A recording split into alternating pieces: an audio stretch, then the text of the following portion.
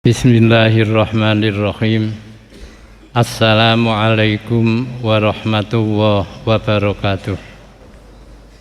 Alhamdulillah ala ni'matil iman wal islam. Wassalatu wassalamu ala asrofil anbiya wal mursalin wa ala alihi wa sahbihi ajma'in, amma ba'du. Jamaah duhur yang dimuliakan Allah, pada siang hari ini saya akan membicarakan tentang syukur dan masalah manusia. Pembicaraan tentang syukur dan masalah manusia ini terlebih dahulu akan saya mulai dari masalah manusia. Manusia dalam hidup dan kehidupannya akan selalu berhadapan dengan masalah. Masalah manusia silih berganti dari waktu ke waktu.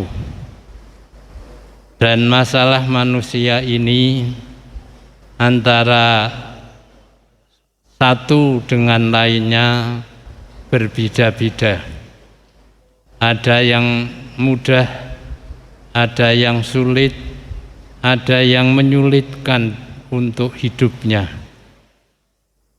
Jamaah yang dimuliakan Allah, saking banyaknya masalah yang dihadapi oleh manusia, ada yang menyimpulkan bahwa dunia ini disebut oleh mereka darul bala wal imtihan, tempat ujian dan tempat cobaan. Dunia ini penuh dengan ujian dan penuh dengan cobaan. Pernyataan tersebut sebenarnya tidak benar. Kalau dikatakan darul bala wal imtihan, penuh dengan cobaan, ujian, akan dimaknai bahwa manusia di dunia ini tidak pernah menghadapi kesenangan hidup, tidak akan menghadapi kebahagiaan hidup. Tapi kenyataan yang kita rasakan bahwa kebahagiaan yang kita dapati dalam hidup ini amat banyak sekali ketimbang masalah yang dihadapi oleh manusia. Orang Jawa mengatakan bahwa masalah utama manusia itu ada tiga, kata orang Jawa. Pertama yaitu pangan, kedua sandang, ketiga papan. Pangan artinya kebutuhan hidup yang terkait dengan masalah makan. Sandang, kebutuhan hidup manusia yang terkait dengan pakaian dan lain sebagainya. Yang terakhir adalah papan, kebutuhan hidup manusia yang terkait dengan rumah atau tempat tinggal. Dan persoalan yang terakhir ini merupakan persoalan yang besar bagi seseorang dalam hidup dan kehidupannya, sehingga kebutuhan yang terkait dengan papan biasanya baru terpenuhi setelah kehidupan pangan dan sandang tidak menjadi satu masalah. Berkaitan dengan persoalan pertama yaitu pangan, bahwa yang namanya makan, kebutuhan pangan merupakan kebutuhan dasar manusia yang oleh kita disebut dengan basic need kebutuhan dasar, kebutuhan yang tidak bisa diajak damai. Perang bisa damai, tapi yang namanya makan tidak ada damai. Kita tadi pagi sudah sarapan, makan kenyang, badan bisa gesit sehat. Tetapi ketika kita nyampe di siang hari ini, jam 1 siang, kondisi badan kita sudah tidak seperti tadi pagi. Perut sudah mulai keroncongan, mulai kosong, fisik sedikit mengalami keloyoan. Kita sudah membutuhkan makan. Kita bisa menunda, mungkin nanti malam tidak usah makan dulu, sampai malam baru makan. Kondisi kita sudah jauh semakin loyo. Tidak bisa kita menunda sampai besok pagi. Butuh makan. Itu sebuah kebutuhan yang harus dipenuhi oleh manusia. Persoalan yang mungkin kaitannya dengan kebutuhan makan, minum dan lain sebagainya masih banyak dihadapi oleh banyak orang. Kalau saudara-saudara mahasiswa dalam hal ini tidak mendapat kesulitan karena semua kebutuhan hidup, sekolah, kuliah di Semarang sudah terpenuhi, sudah dipenuhi oleh orang tua. Bila mana uang sudah habis, saudara tinggal pencet HP, nanti sore sudah ditransfer, malamnya Anda sudah beruang. Tidak ada masalah. Tapi nanti kalau sudah selesai kuliah, sekarang masih bisa menjawab, kamu sekarang di mana? Kuliah di Semarang, semester berapa? Semester terakhir, tinggal skripsi, sebentar lagi wisuda. Setelah selesai wisuda, kamu tidak bisa menjawab lagi, saya mau diwisuda. Sudah wisuda. Jawabannya, saya sekarang masih nganggur mencari pekerjaan. Anda sudah masuk saat wilayah yang dimana Anda sudah tidak bisa jaga ke orang tua, mulai ada masalah. Dalam agama terkait dengan masalah pangan, ada 2 kelompok yang oleh agama dikategorikan sebagai kelompok yang bermasalah dalam masalah pangan. Apalagi sandang maupun papan, pangan saja masih masalah. Masalah mereka adalah masalah kebutuhan yang tidak bisa diajak damai.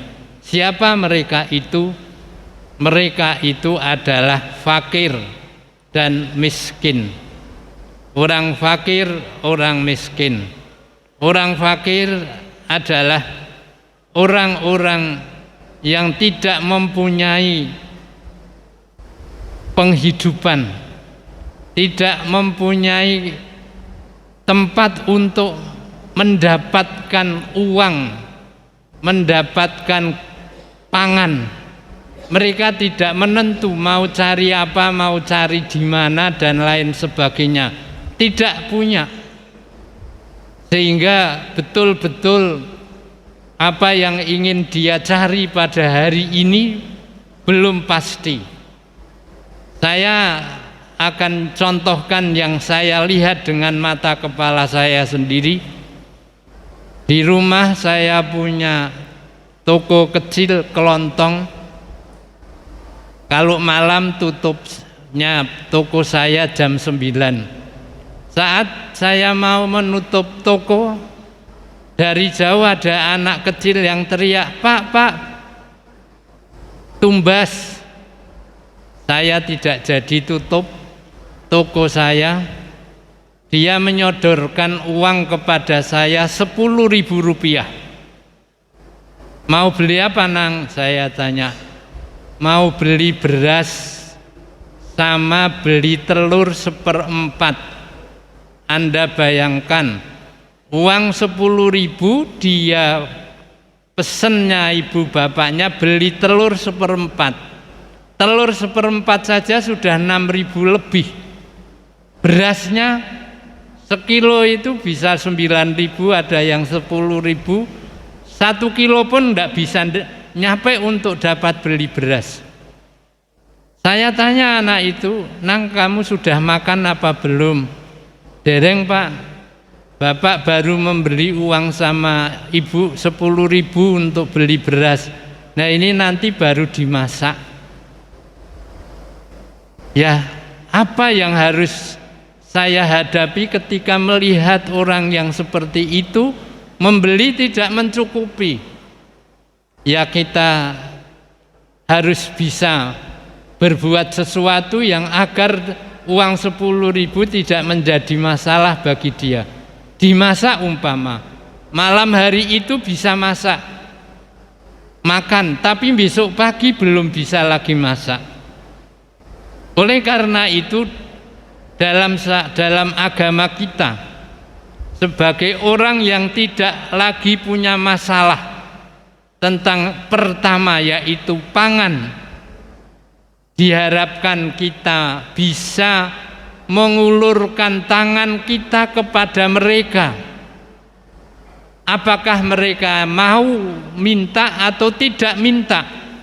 Ada orang miskin yang punya harga diri, tidak mau minta. Kalau diberi mau, tapi minta tidak mau.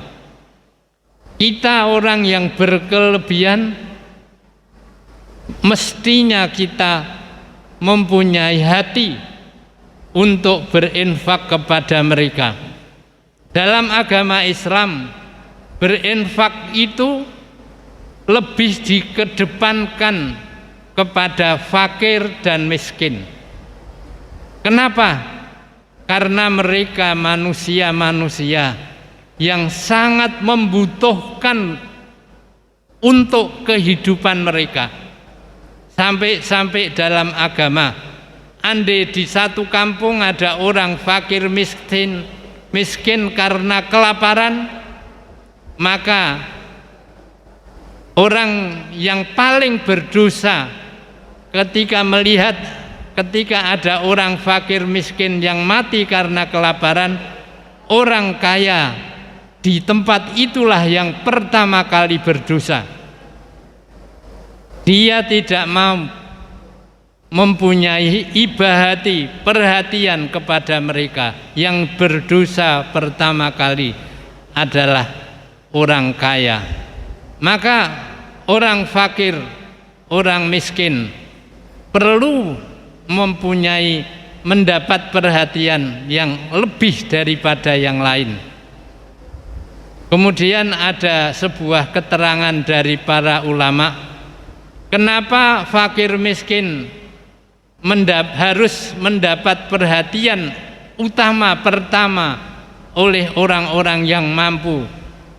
Selain dari apa yang tadi saya katakan, memberi pertolongan kepada fakir miskin adalah memberi pertolongan yang betul-betul pertolongan tulus, ikhlas, tidak akan memiliki harapan apapun dari mereka yang kita beri. Kenapa?